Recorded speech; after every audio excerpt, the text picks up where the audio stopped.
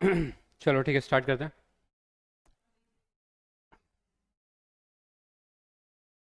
बस बस रिलैक्स अभी। अभी देखो, मनी मल्टीप्लायर इफेक्ट देख लिया था, क्वालिटेटिव और क्वांटिटेटिव टूल्स देख लिए थे। ठीक है। क्या कहते हैं भाई सिमरन, क्वालिटेटिव टूल्स देख के फिर क्या बताओगे यार? हैं? Qualitative qualitative qualitative tools.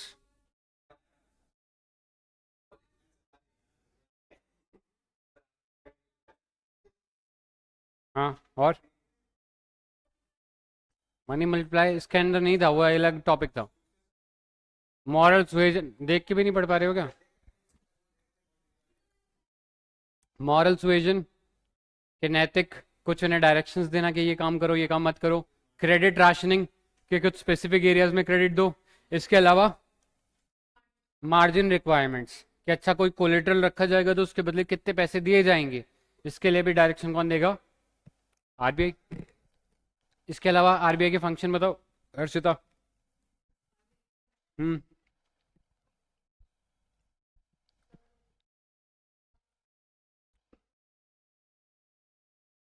क्या करता है?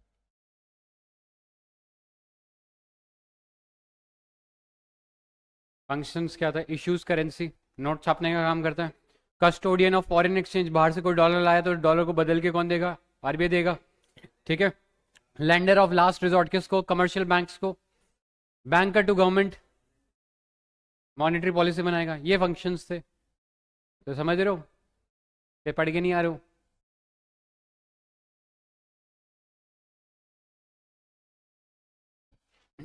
पढ़ा है? चलो ठीक है, संडे को भी देख लेंगे। मैं भी यही हूँ, तुम भी यही हो। ठीक है। चलो एक नया कॉन्सेप्ट देखते हैं, मनी सप्लाई और मनी मल्टीप्लायर। एक अलग टॉपिक है, उनसे किसी क्वालिटेटिव क्वांटिटेटिव टूल से नहीं लेना है, वो बस बैंकिंग ऑपरेशंस के कारण पैसा मल्टीप्लाई होता हुआ दिखाई देता है। ठीक है। चलो। Measure of money supply. अब ये जो मार्केट के अंदर पैसे का सप्लाई है, इसको हम अलग अलग डिग्रीज में बांट सकते हैं। ठीक है। सबसे पहले ऐसा टेबल बना लो, सेम।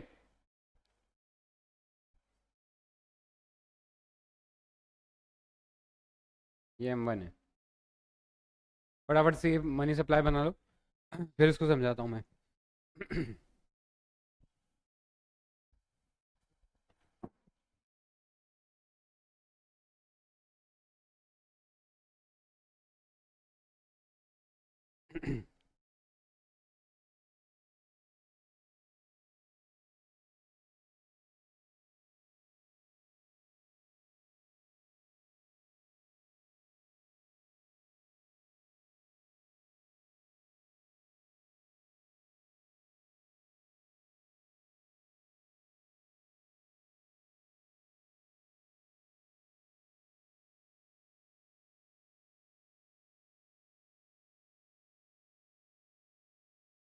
क्या?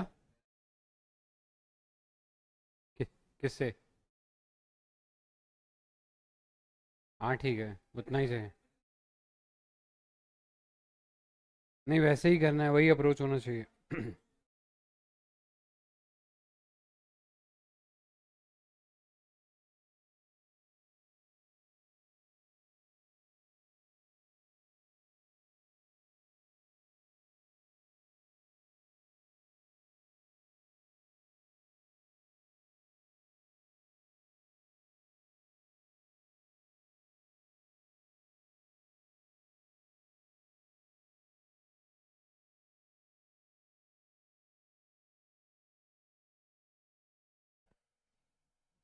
वो तो है, लेकिन प्रॉब्लम है ना, सब लोग ही वही कर रहे हैं अब। सबका कंटेंट एक ही है। प्रॉब्लम यहाँ आ रही है। इसलिए तुम्हें लेवल उठाना पड़ेगा अगर तुम उसका करना चाह रहे हो तो।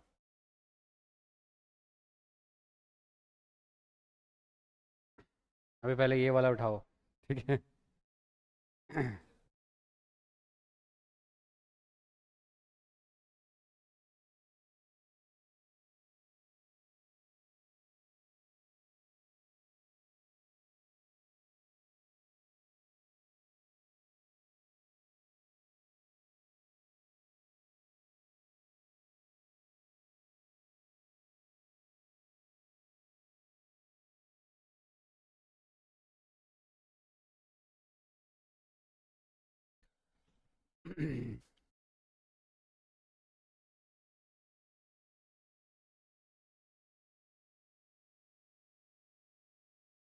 हम्म,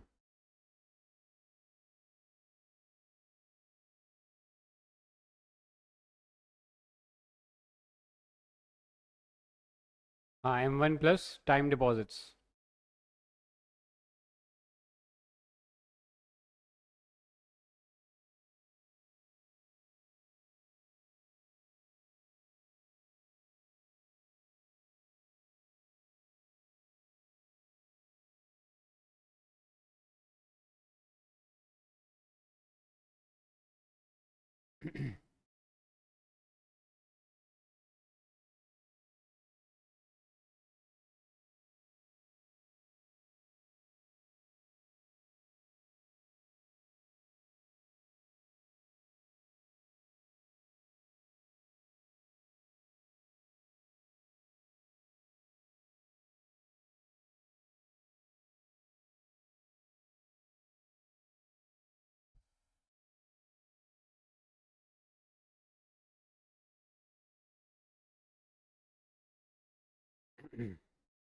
डन है।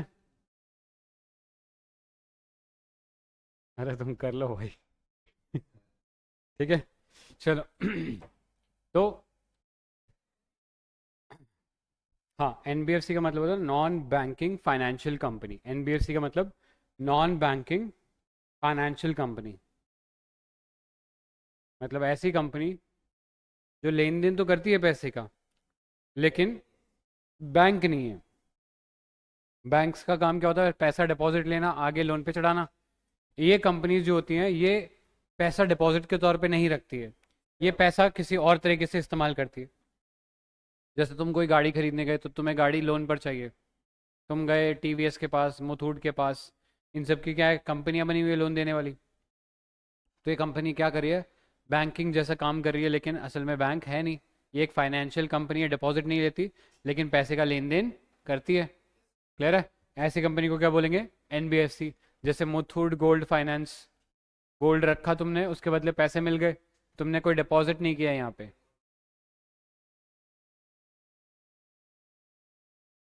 पीरामल होगा। हाँ, ठीक है। ठीक है। चलो, तो कहने का मतलब क्या है?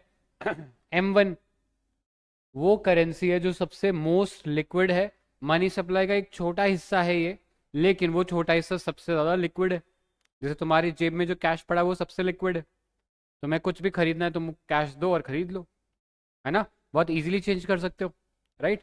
तो M1 क्या है? करेंसी, नोट्स प्लस कॉइन्स, तुम्हारे जेब में पड़े सिक्के प्लस नोट्स, ये क्या है? M1 का हिस्सा बनते हैं। इसके अलावा demand deposits with the bank. अब बैंक में दो टाइप का अकाउंट होता है, एक सेविंग, एक करंट। सेविंग होता है जो तुम्हारा बचत खाता हो, जो तुम पैसे बचाते हो, जमा करते हो, जो तुम्हारे इंडिविजुअल खाते में जाते हैं, वो क्या है? Saving accounts. लेकिन अगर तुमने कोई कंपनी बना रखी है फिर, तो उस कंपनी का क्या होगा? Current account. कि मैंने किसी से सामान खरीदा, मान लो मैंने राकेश से सामान खरीदा, तो राकेश को पेमेंट करनी है, और मैंने हर्षिता को बेचा तो हर्षिता को मुझे पेमेंट करनी है। तो इस अकाउंट में पेमेंट, लेन देन चलता रहेगा, राइट? ये कौन सा होता है? Current account. तो हमारा जो पैसा बैंक्स के अंदर डिमांड डिपॉजिट्स में है, करंट अकाउंट में, जिसे हम जब चाहे तब निकाल सकते हैं। आज मेरे पास ऑनलाइन तरीका यूपीआई है, नेफ्ट है, आरटीजीएस है, चेक है, इसके थ्रू मैं पैसा कभी भी निकाल सकता हूँ, कोई दिक्कत ही नहीं, लिमिट ही नहीं है। तो ये वो वाला हिस्सा है मनी सप्लाई का जो सबसे ज़्यादा लिक्विड है, जिसे सबसे ज़्यादा आप इस्तेमाल कर सकते हो, कोई चीज़ और खरीद सकते हो। क्लियर है? इस मनी सप्लाई को क्या बोलते हैं? M1। ठीक है, हाँ, इसका M1 नाम है। अब जैसे जैसे हम M1 से M2, M2 से M3, M4 से M3 से M4, धीरे धीरे देखेंगे हम लिक्विडिटी कम होती जा रही है। मतलब ये वो पैसा है धीरे धीरे जो बहुत इजीली चेंज नहीं हो सकता, राइट? और मनी सप्लाई का एक बहुत बड़ा हिस्सा बनता हुआ जाएगा। ठीक है, चलो, M1 समझ में आ गया। राइट, अब M2 क्या है?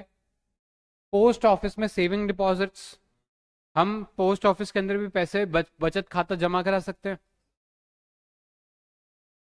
करेक्ट?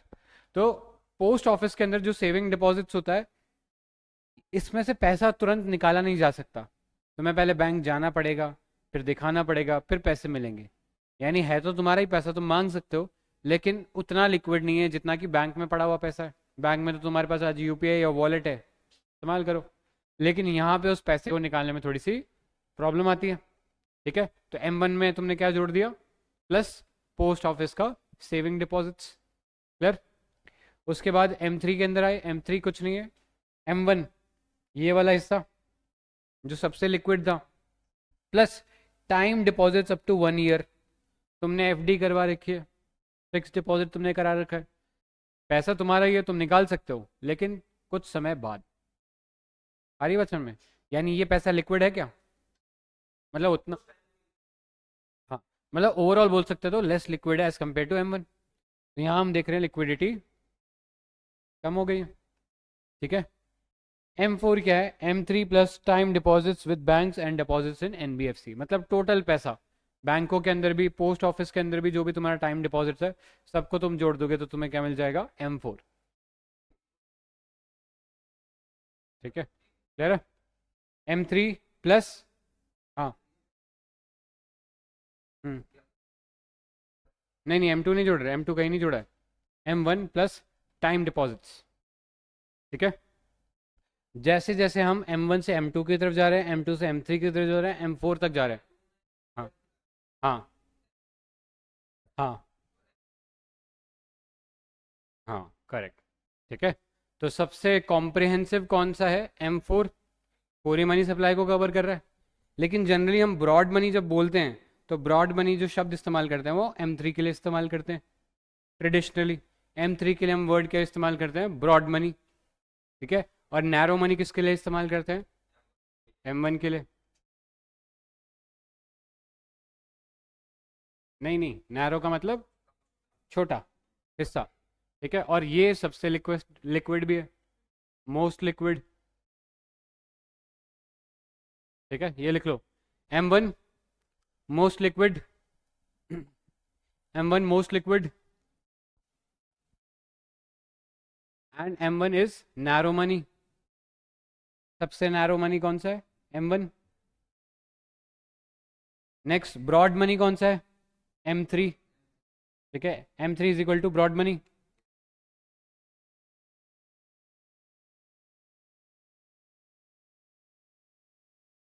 लिख लिया,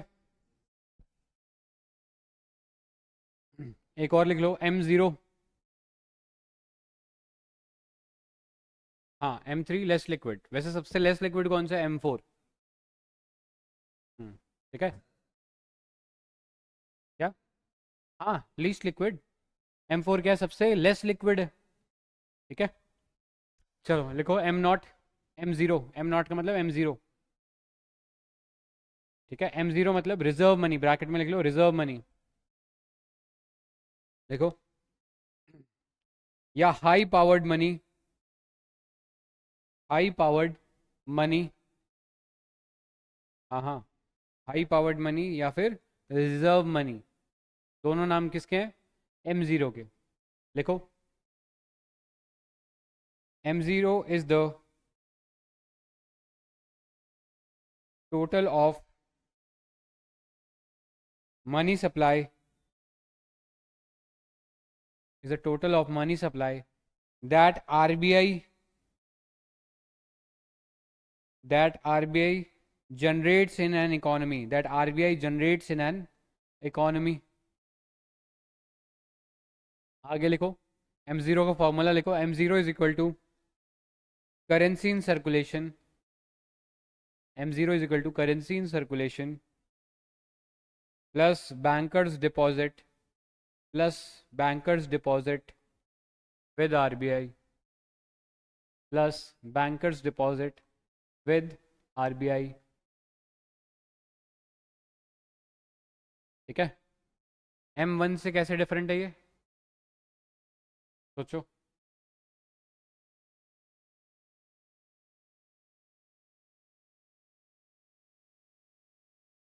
हाँ हाँ हाँ, बैंक के डिपॉजिट किसके साथ, आरबीआई के साथ। ठीक है, आरबीआई के साथ कैसे डिपॉजिट करता है बैंक, बताओ।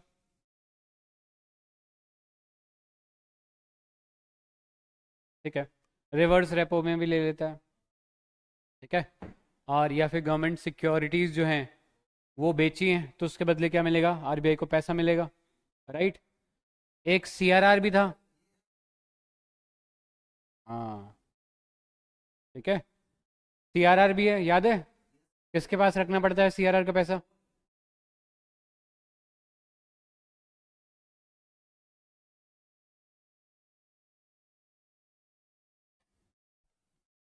सही बोला क्या?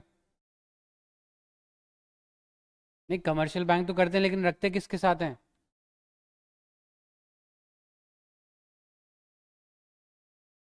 रखता तो आरबीआई के पास ही रखता, कौन रखता है? कमर्शियल बैंक्स, ठीक है। और एसएलआर, लेकिन वो पैसा बैंक को बैंक के पास ही रखना होता है। हाँ, लेकिन किसके पास रखना होता है? खुद के पास। ये लिखवाया हुआ है।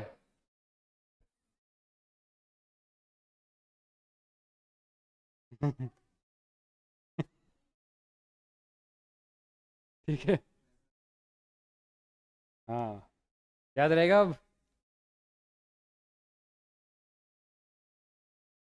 What ever sails your boat, ठीक है, जैसे भी करो लेकिन याद रखो। हाँ, ठीक है, ज्ञान किसी तरीके से भी लिया हो लेकिन ज़रूरत पड़ने पे काम आना चाहिए, वो वाली चीज़ है। ऐसा नहीं होना चाहिए कर्ण के जैसा। क्या?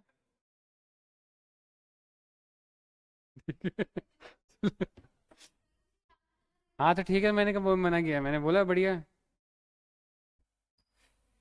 कैसे भी याद रहे, याद रहना चाहिए, ठीक है। तो एम नॉट है क्या? वो पैसा जो कि आरबीआई ने या तो जनरेट किया है, सर्कुलेशन में है, या बैंकों ने आरबीआई के अंदर जमा कर रखा है सीआरआर के रूप में, या फिर रिवर्स रेपो के रूप में, या फिर किसी ओपन मार्केट ऑपरेशन के थ्रू। जो बैंक है उसका पैसा किसके पास है? गवर्नमेंट के पास है। बैंक का जो पैसा है आरबीआई के पास है, ठीक है। M1 उससे डिफरेंट इस सेंस में है कि M1 के अंदर वो डिमांड डिपॉजिट है जो जनता ने बैंक के अंदर रखे हुए हैं, ठीक है। हमारा पैसा जो बैंक्स में पड़ा हुआ है, कहाँ, सेविंग और करंट के अंदर, वो वाला पैसा, ठीक है। समझ में आ गया? सबसे नैरो मनी कौन सा?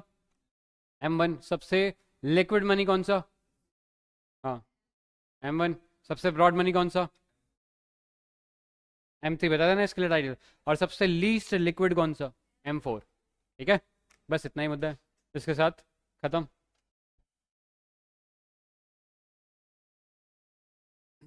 चलो, एक सवाल पूछता हूँ तुम लोगों से।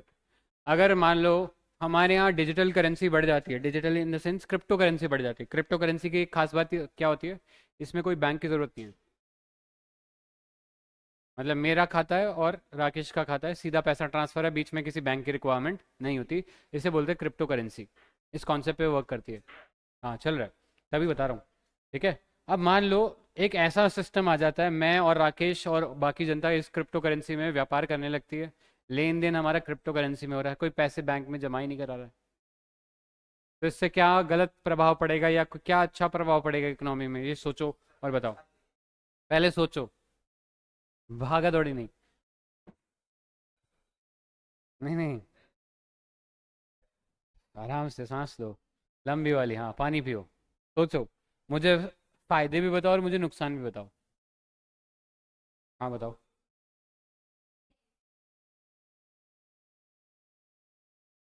बोलो।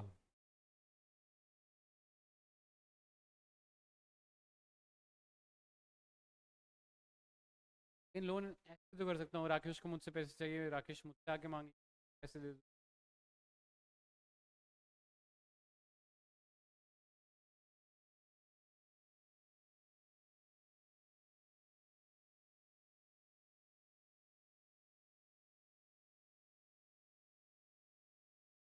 ठीक है,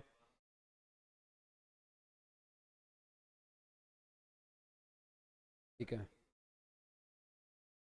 हम्म, करेक्ट, फ्रॉड हो जाता है। हम्म, कैसे? अभी देखो, तुम कहीं पे कोई ऑनलाइन ट्रांजैक्शन करते हो, कभी कभी तुमसे वो कन्वीनियंस फीस ले लेता है ना बैंक, जीएसटी चार्ज कर लेता है कि अच्छा तुमने ट्रांजैक्शन करी, इसके ऊपर भी पैसा दो, क्योंकि मैं सर्विस दे रहा हूँ ना, तुम्हें पैसे का हेर फेर करवा रहा हूँ। हाँ हाँ, आ रही बात में। अब क्या होगा अगर बैंक नहीं होंगे, मैं और हर्षिता जो है डायरेक्ट ट्रांजेक्शन कर पा रहे हैं वॉलेट टू वॉलेट, बीच में कोई बैंक ही नहीं है, कोई इंटरमीडियरी बिचौलिया है ही नहीं, बैंक नहीं है, तो अब क्या हो गया, ट्रांजेक्शन ईजी हो जाएगा, फास्ट हो जाएगा, सस्ता हो जाएगा।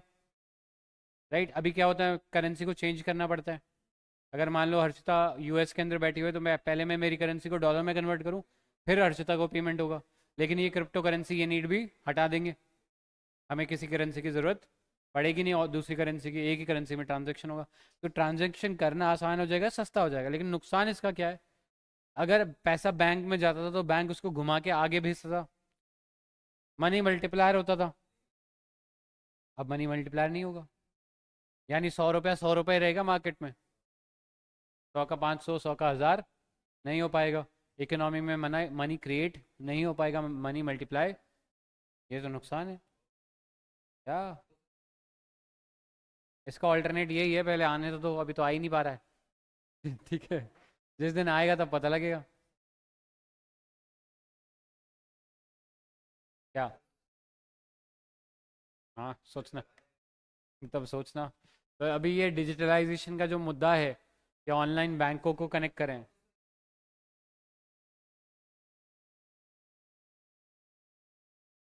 हाँ, ऐसा करना पड़ेगा। हाँ, क्योंकि आजकल ना ये कर रहे हैं, फर्जी व्हाट्सएप अकाउंट बना लेते हैं ई सिम का इस्तेमाल करके।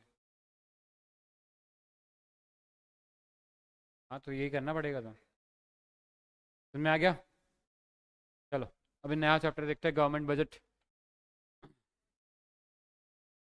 नया पेज।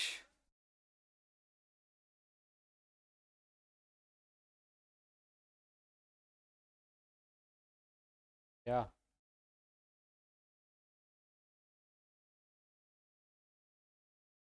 नहीं, लेकिन वो ऑनलाइन डाउनलोड करने की ज़रूरत नहीं है ना, कि प्री बिल्ड बोल दो कि आप ये डाल लेंगे।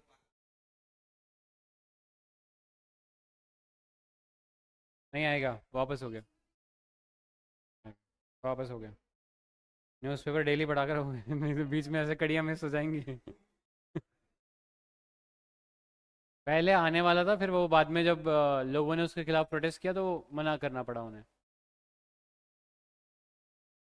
अगले दिन ही हो गया था ये, पहले जिस दिन न्यूज़ आई थी उसके अगले दिन मुद्दा बना, उसके अगले दिन तो वापस हो गया, नहीं लाएंगे। चलो, लिखो गवर्नमेंट बजट। पहले तो ये बताओ बजट का क्या मतलब होता है।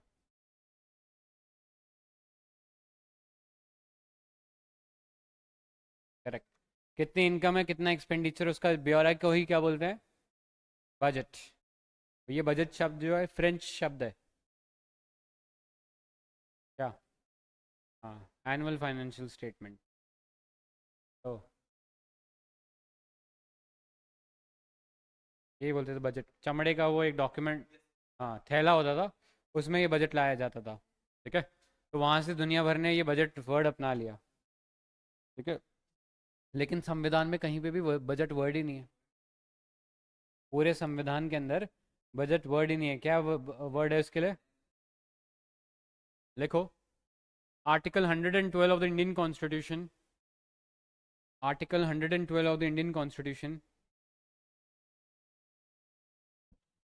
mandates the presentation of mandates the presentation of annual financial statement before mandates the presentation of annual financial statement parliament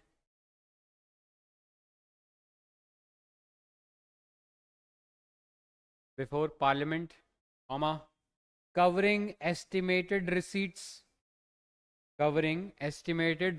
receipts मतलब इनकम, receipts का मतलब होती है इनकम, जो आया पैसा, estimated receipts and expenditure for a financial year, estimated expenditure receipts and expenditure for each financial year। आपको बताया था फाइनेंशियल ईयर कब स्टार्ट होता है, गलत।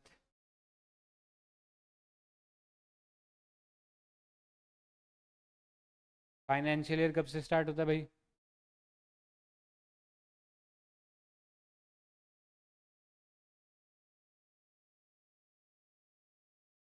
1 अप्रैल से 31 मार्च, उधर लिखा हुआ है। ये तो पता होना चाहिए, कितनी बार बता दिया।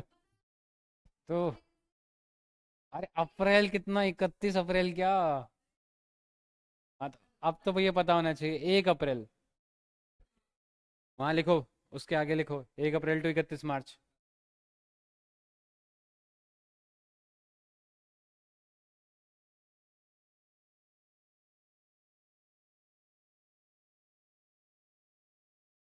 अब पहले होता था वो 10-15% पैसे वाला कंसेप्ट, अब तो क्योंकि बजट 1 फरवरी को आ जाता है।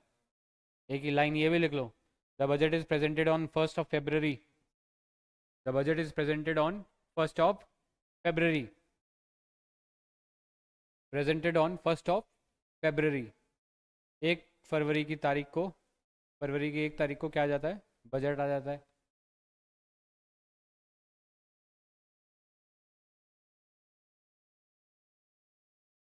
उससे एक दिन पहले। करेक्ट। ठीक है। हाँ 28 फरवरी को है? लेकिन 31 से क्या लेने देना है तुम्हारा। अच्छा फरवरी में ऐसे ही बता दिया। मेरा भी बर्थडे आने वाला है, 30 जनवरी। उस दिन गांधी जी का देहांत हुआ था। ठीक है, जोक बना। चलो, लिख लिया। अब सुनो एक बात, तो बजट क्या है, एक लाइन इसमें अंडरलाइन करो पहले तो, आर्टिकल 112। दूसरा अंडरलाइन करो annual financial statement. Budget word ही नहीं है, नाम क्या है हमारे संविधान में, एनुअल फाइनेंशियल स्टेटमेंट। ठीक है। एक और चीज क्या बताता है, एस्टिमेटेड रिसीट्स एंड एक्सपेंडिचर। अब एक वर्ड लिखा हो यार, एस्टिमेटेड का क्या मतलब होता है।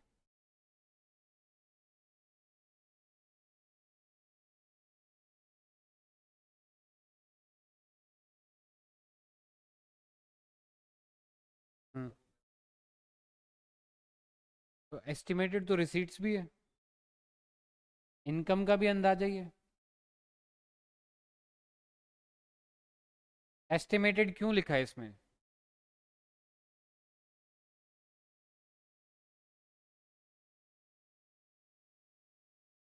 हाँ, नहीं बजट क्या बताते हो, इनकम और एक्सपेंडिचर का ब्यौरा बताते हो ना, जो भी फाइनेंशियल ईयर होता है उसका। अरे बचन में, तो ये क्या है, आने वाले साल के लिए हम बता रहे हैं, इसलिए क्या करें, एस्टिमेट कर रहे हैं कि अच्छा 1 फरवरी को जो साल है खत्म होने वाला है वो तो मार्च में, और अप्रैल से एक नया फाइनेंशियल ईयर शुरू हो जाएगा। इसका मतलब ना तो इसमें देखो दोनों चीज़ें होती है, आने वाले साल का भी बताते हैं और जो पहला वाला साल चल रहा है उसका भी, और दोनों का ही एस्टिमेटेड होता है। हाँ थैंक यू, चलता है। तो अब इसमें मुद्दा क्या है, एस्टिमेटेड क्यों बोल रहे हैं, आने वाले साल का तो वैसे ही पता नहीं कितना होगा, लेकिन जो साल चल रहा है, पिछला साल जो हम बोल सकते हैं खत्म हो जाएगा, उसका भी नहीं पता है। बजट कब आ रहा है, 1 फरवरी को, साल कब खत्म हो रहा है, 31 मार्च को। आई बात समझ में, साल खत्म कब होगा, फाइनेंशियल ईयर 31 मार्च, बजट तो उससे पहले ही आ जा रहा है 1 फरवरी को। इसका मतलब जो साल चल रहा है उसका भी एस्टिमेटेड होगा, और जो आने वाला साल होगा उसका भी क्या होगा, एस्टिमेटेड होगा। आ गई बात समझ में। तो इस बजट को कोशिश की जाती है कि जो आने वाला साल है उससे पहले पहले पास करवा दे, आने वाला साल in the sense financial year जो आने वाला है, 31 मार्च से पहले पहले इसको पास करवा दो, ताकि 1 अप्रैल से जो नया फाइनेंशियल ईयर चालू होगा वो नए बजट के हिसाब से चलता रहे। आगे बात समझ में। इस बजट में होता क्या है, इनकम और एक्सपेंडिचर का ब्यौरा, मोटा मोटे तौर पे तो यही होता है।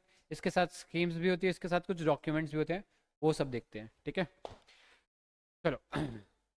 अब गवर्नमेंट के बजट को ऑब्जेक्टिव क्या होते हैं, लिखो objective of government budget. Objective of government budget, पानी पड़ा है क्या।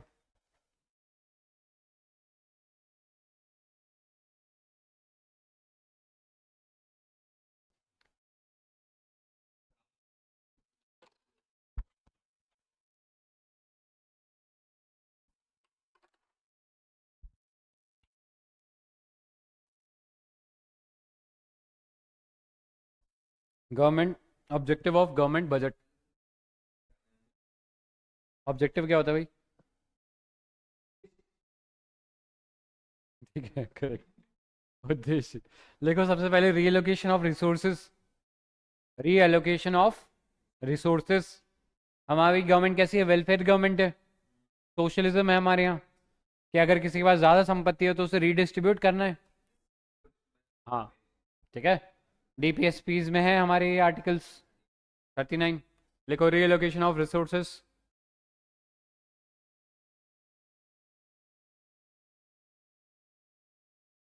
हाँ, लिख लो। Directing resources towards priority sectors and public goods।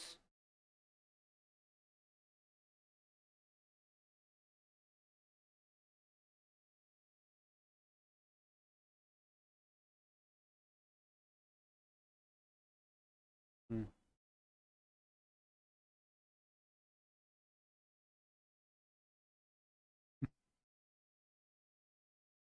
Yup,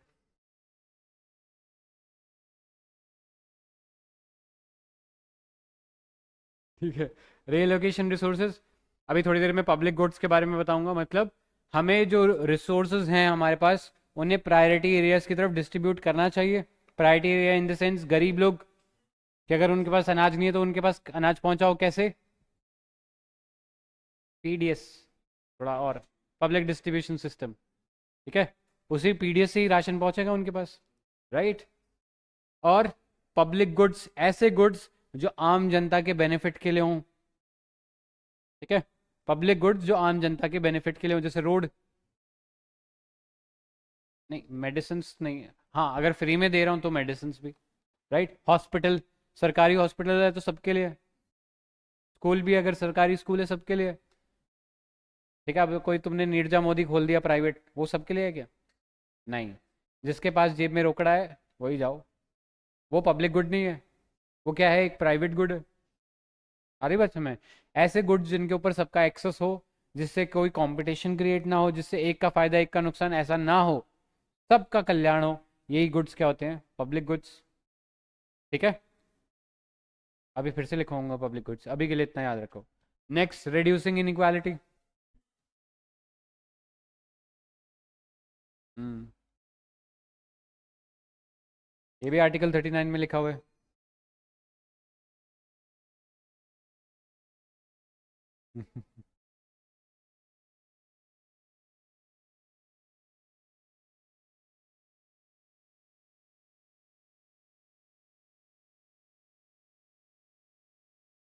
ठीक है, रिड्यूसिंग इनइक्वालिटी। तो ये लिखकर फिर मुझे बताओ भैया, कैसे रिड्यूस करते हैं इनइक्वालिटी?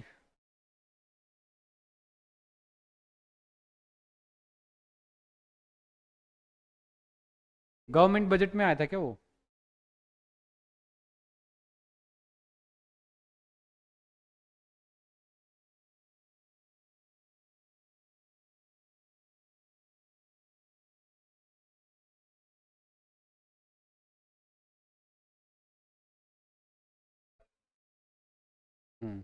जैसे जैसे हमारी इनकम बढ़ती जाती है वैसे वैसे उस पर लगने वाला टैक्स भी बढ़ता जाता है। यानी अमीरों से ज़्यादा टैक्स, गरीबों से कम टैक्स। ठीक है, तो कहने का मतलब ये है कि गवर्नमेंट का जो सिस्टम है टैक्सेशन का, वो ऐसा ही है कि अमीरों से ज़्यादा लेना है, गरीबों से या जिनकी इनकम कम है उनसे पैसा नहीं लेना है। और जिनसे पैसा लिया है उससे ज़्यादा जो कल्याण है किसका करना है? गरीबों का करना है। आज ये जो पीडीएस स्कीम चलती है, पूरा ये एमएसपी पे खरीदा जाता है, फिर सेंट्रल इशू प्राइस पे बेचा जाता है। अमीरों से ही लिया हुआ ये पैसा है, किसके लिए इस्तेमाल हो रहा है? गरीबों के लिए। ऐसा तो नहीं हो रहा अमीरों से लेके अमीरों का कल्याण हो रहा है। हाँ, जनरल गवर्नमेंट का बजट वो नहीं होता। ठीक है, तो रिड्यूसिंग इनइक्वालिटी समझ में आया। अमीरों पे ज़्यादा टैक्स लगाना है, गरीबों पे कम टैक्स या नहीं लगाना है। नेक्स्ट लिखो, इकोनॉमिक स्टेबिलिटी।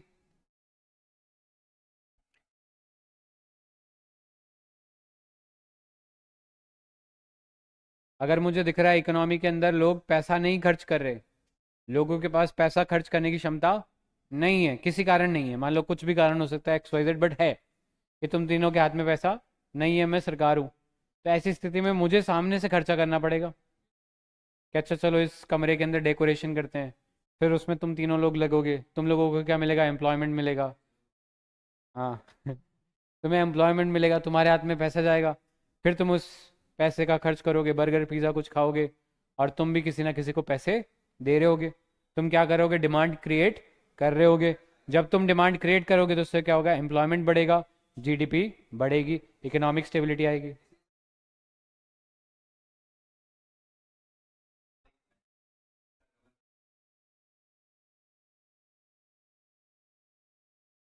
करेक्ट। ठीक है, डिमांड बढ़ती रहती है, फिर वो ज़्यादा महंगी चीज़ें मांगेगा।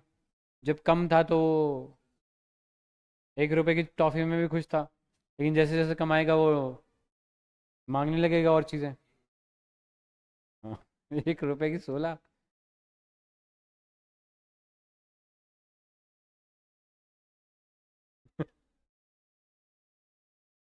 यार 1 रुपए के तो 16 मैंने भी नहीं, अच्छा वो पैकेट वाली। अच्छा। हाँ हमारे जमाने में क्या। हाँ गांव में थोड़ा सा। हाँ अब गांव में लेके दिखाओ तुम शहर में तुम लेके दिखाओ 1 रुपए की टॉफी। ठीक है, नेक्स्ट लिखो इकोनॉमिक ग्रोथ। ये लिख लिया, इकोनॉमिक स्टेबिलिटी के नीचे जो हेडिंग था और नीचे जो लाइन था। डन। लिख low economic growth, promoting sustainable development and expansion.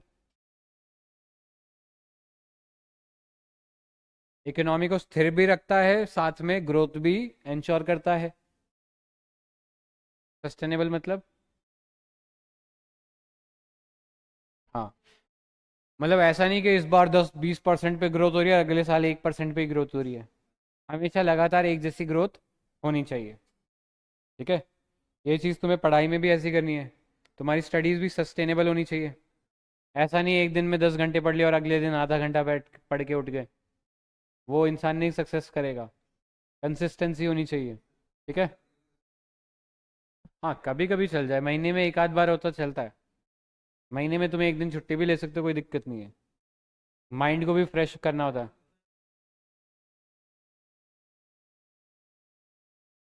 Class छोड़ के मत सोना बस। हाँ।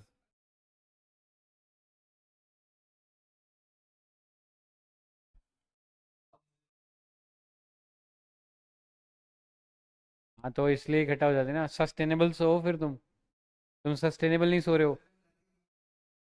अब वो तुम देखो भाई क्यों नहीं आ रही। ठीक है, नेक्स्ट देखो एम्प्लॉयमेंट अपॉर्चुनिटी। अगर समाज में बेरोजगारी है तो सरकार बेरोजगारी को कम करने के लिए स्कीम्स चलाती है, मनरेगा। चलो गड्ढा खोदो, पैसा मिलेगा।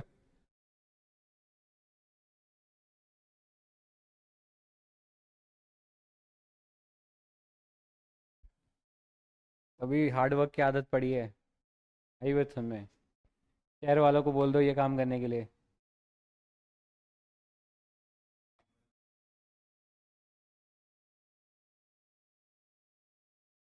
नहीं मैं क्यों मना कर रहा हूँ, मैं ज़्यादातर की बात कर रहा हूँ। ठीक है,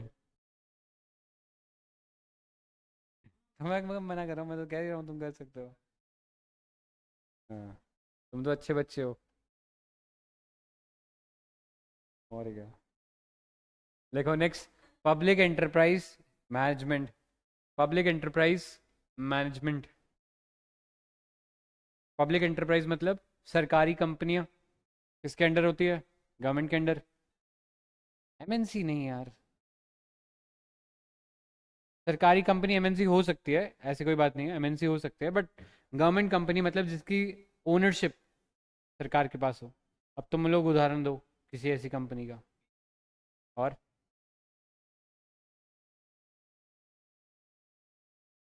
क्या, कोल का। अच्छा कोल इंडिया लिमिटेड, हाँ। ठीक है, एग्जाम्पल लिख लो, बीएसएनएल, कोल इंडिया लिमिटेड, जितने भी तुम्हारे पेट्रोल पंप है। कौन से, इंडियन ऑयल। ठीक है, एचपीसीएल, बीपीसीएल, सब क्या है, बीएसएनएल।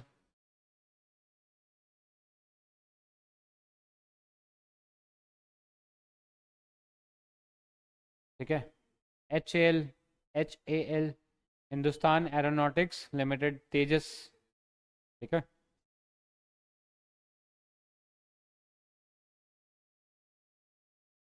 क्रायोजेनिक नहीं, ये वो वाला इंजन में कावेर इंजन, जो क्रायोजेनिक नहीं है, लेकिन वो क्रायोजेनिक GSLV मार्क 3 में लगता है। HAL नहीं बनाता वो, तो डी इसरो बनाता है।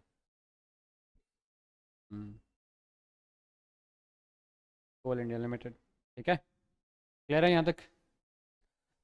अब पब्लिक गुड क्या होता है उस पर थोड़ी सी चर्चा कर लेते हैं। दो फीचर होते हैं पब्लिक गुड के, देखो। Characteristic of public goods, characteristic of public good, characteristic of public good, characteristic मतलब फीचर किसके? पब्लिक गुड के। क्या होते हैं? सबसे पहला, non rivalries. Non rivalries, rival क्या होता है? हाँ, प्रतिद्वंदी, कंपटीशन में हो, तुम हो तो तुम्हारे साथ में जो है, तुम्हारे कंपटीशन में तुम्हारे खिलाफ है, वो क्या है? प्रतिद्वंदी है, राइवल है। आमतौर पे क्या होता है, अगर मान लो मैं फ़ोन बनाने की कंपनी है, लेट्स से मेरी नोकिया है और हर्षिता आईफोन बना रही है, तो हम दोनों क्या है? प्रतिद्वंदी है। अगर हर्षिता जीतती है इसका मतलब मेरी हार होती है, या अगर मैं जीतता हूँ तो हर्षिता की हार होती है। हाँ, जीतेगा तो कोई एक ही ना, या तो मैं जीतूंगा या हर्षिता जीतेगी, चाहे कोई कुछ भी काम हो। अगर मान लो कल को दुकान खोल ली हर्षिता ने, मैंने भी खोल ली, दोनों ही सेम माल बेच रहे हैं, तो दोनों क्या राइवल हैं? अगर हर्षिता ज़्यादा बेच रही है इसका मतलब मेरा मार्केट कम हो रहा है, या मैं अगर ज़्यादा बेच रहा हूँ तो हर्षिता का मार्केट कम हो रहा है। तो हमेशा क्या है? विन और लॉस का कॉम्बिनेशन है। यानी अगर कोई एक सक्सेस करता है तो इसका मतलब दूसरे को नुकसान होता है। लेकिन पब्लिक गुड में ऐसा नहीं है, पब्लिक गुड बनता है तो इसमें कोई राइवलरी नहीं है। अगर रोड गोपालपुरा में बनती है तो ऐसा नहीं है कि दूसरे किसी एरिया का नुकसान हो जा रहा है। एक चीज़ बोल सकते हैं, पूरे जयपुर का ही कल्याण है। चाहे जयपुर में कहीं पे भी रोड बने, जहाँ पे भी बनेगी, क्या होगा? फायदा होगा। दूसरा चीज़, नॉन एक्सक्लूडेबल, यानी इसमें से किसी को एक्सक्लूड नहीं कर सकते। करेक्ट। अगर गोपालपुरा में रोड बनी है तो इसका मतलब ये थोड़ी सिर्फ गोपालपुरा वाले यूज़ करेंगे, पूरा जयपुर यूज़ करेगा, पूरा राजस्थान यूज़ कर सकता है अगर वो यहाँ से निकलता है तो। वो अलग मुद्दा है, उसमें उसकी ज़मीन जा रही होती है। लेकिन जब रोड बन जाए तो उसके लिए भी फायदा, उसके भी दुकान के या उसकी प्रॉपर्टी के रेट बढ़ जाएंगे। नहीं, हाँ लिख लो, लिखने में कोई दोष नहीं है, लिख सकते हो। जैसे पब्लिक पार्क, कल को गोपालपुरा में पार्क बन गया तो उसमें राइवलरी नहीं है, कोई भी जाके बैठ सकता है, फायदा सभी का है, नुकसान किसी का नहीं है। आमतौर पे ये पब्लिक गुड्स बनाने का काम कौन करती है? सरकार। लेकिन प्राइवेट कंपनीज भी कई बार कर सकती हैं, इंडिविजुअल्स भी कर सकते हैं। हाँ, जैसे इसका एक अच्छा उदाहरण है, तुमने मंदिरों के पास जाके देखा होगा या मंदिरों के आसपास पार्क में देखा होगा, क्या? पानी का, हाँ, या बेंचेस होती हैं, लेकिन उस पर लिख जाते हो सौजन्य से। हाँ, हाँ, हाँ,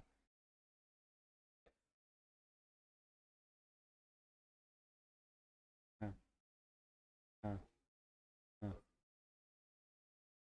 हाँ।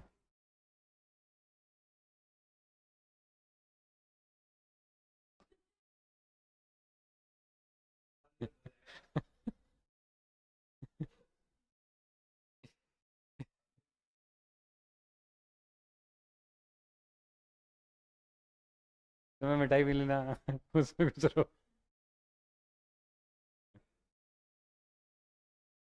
वो नहीं है आजकल, कंबल बांटने से पहले फोटो खिंचाओ भाई, ताकि सोशल मीडिया पे डालो। बच्चों में तो आजकल ये चीज़ें, पब्लिक गुड्स जो है ना, दिखावे की चीज़ें हो गई हैं। ये दिखा रहे हैं कि नेकी कर रहे हैं, बट रियलिटी में वो सिर्फ वाह वाही लूटना चाह रहे हैं, वो ये दिखाना चाह रहे हैं देखो कितने पैसे हैं।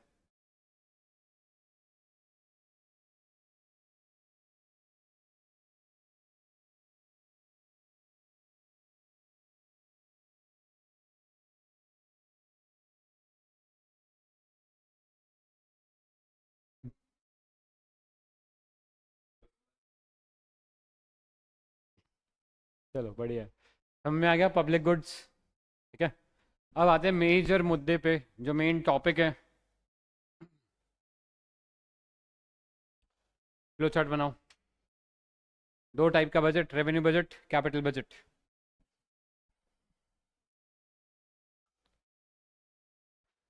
जल्दी जल्दी फटाफट।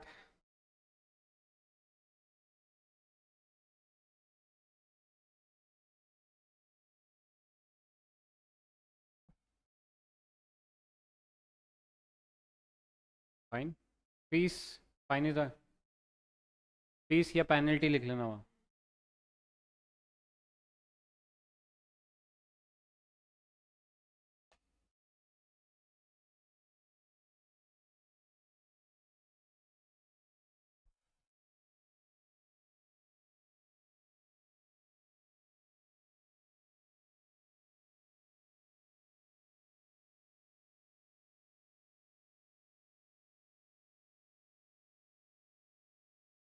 क्या? हाँ, रिसीट्स का मतलब क्या प्राप्त किया है, मतलब क्या इनकम आई है तुम्हें।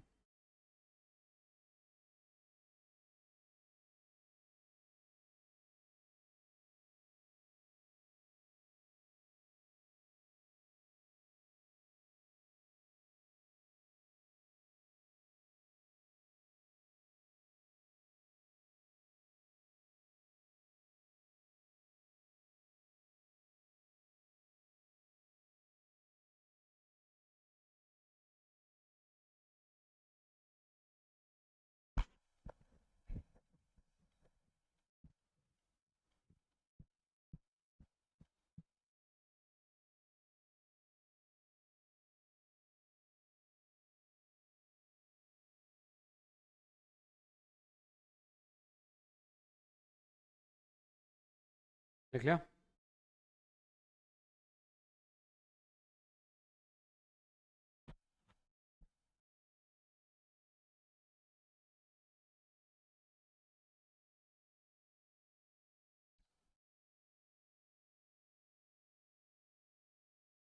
डन। देखो, रेवेन्यू बजट वो बजट का हिस्सा है। रेवेन्यू बजट बजट का वो हिस्सा है जो रूटीन एक्टिविटीज में होता है। रूटीन की इनकम, रूटीन का एक्सपेंडिचर। क्योंकि रूटीन का इसलिए वो कैसा है, रिकरिंग भी है। रिकरिंग मतलब रोज होने वाला। अब तुम दूध अगर पीते हो तो डेली पीते हो, तो तुम्हारा किस तरह का एक्सपेंडिचर होगा, रेवेन्यू एक्सपेंडिचर। दूध डेली का काम है। प्लस इस चीज से ना तो तुम्हारी कोई लाइबिलिटी बनती है। लाइबिलिटी क्या होती है हर्षिता?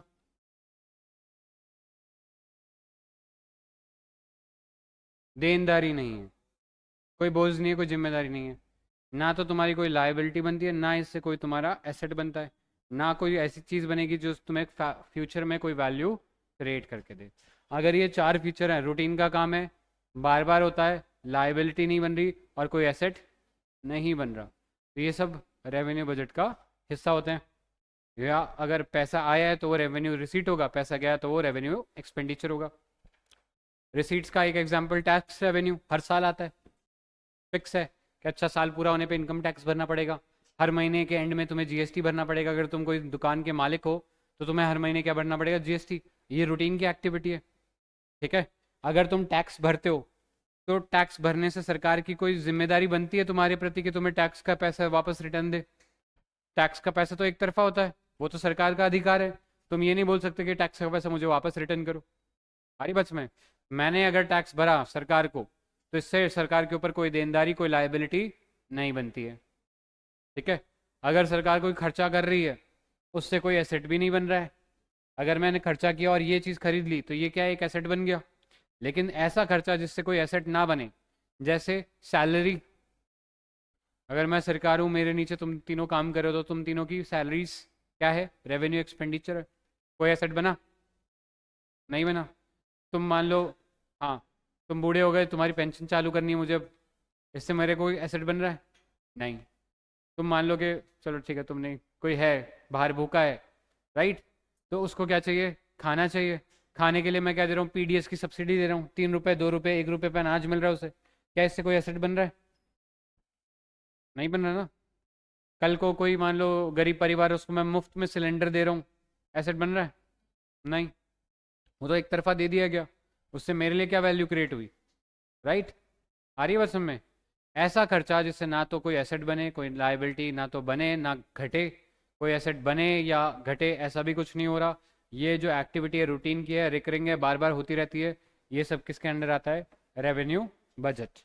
अब टैक्स दो तरह का होता है, एक होता है डायरेक्ट टैक्स।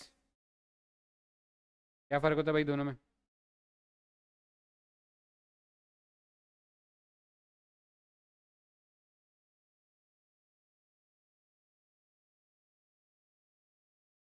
जीएसटी कैसे इनडायरेक्ट टैक्स है?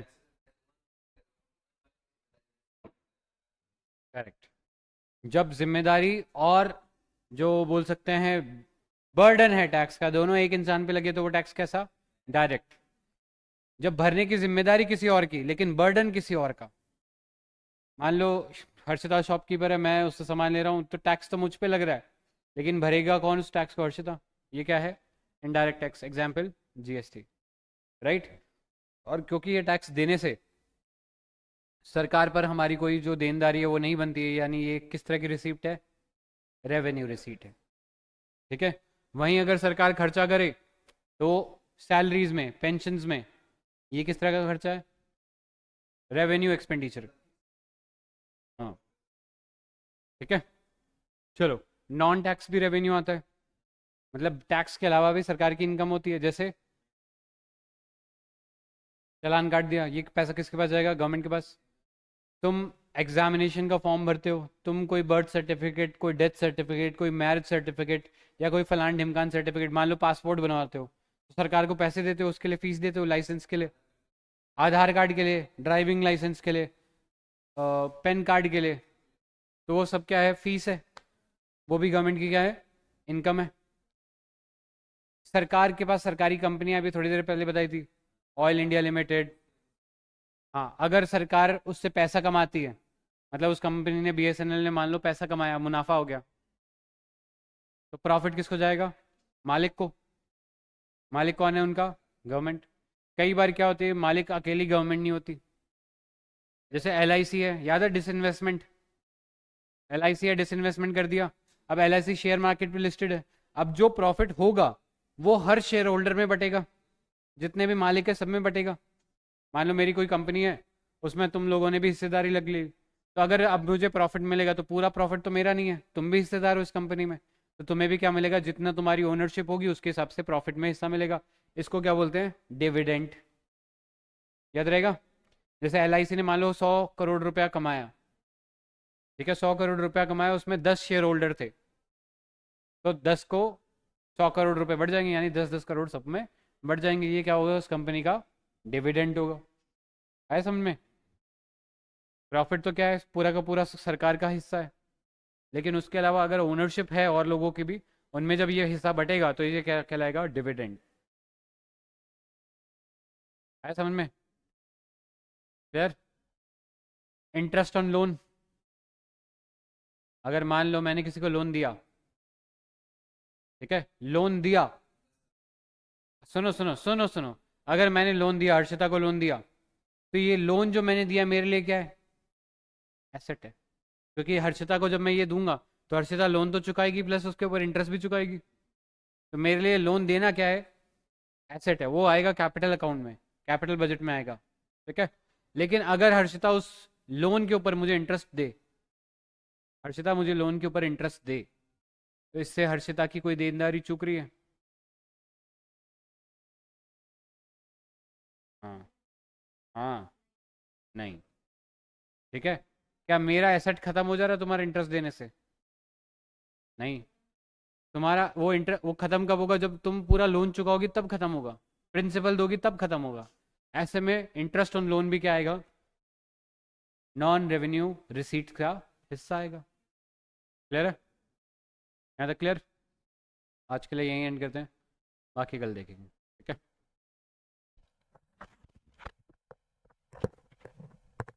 अब सवाल तुमसे इसमें ऐसे ही पूछे जाएंगे कि दे रखा होगा, बताओ ये वाला खर्चा किस टाइप का खर्चा है? रेवेन्यू एक्सपेंडिचर है, कैपिटल एक्सपेंडिचर है, रेवेन्यू रिसीट्स है, या कैपिटल रिसीट्स?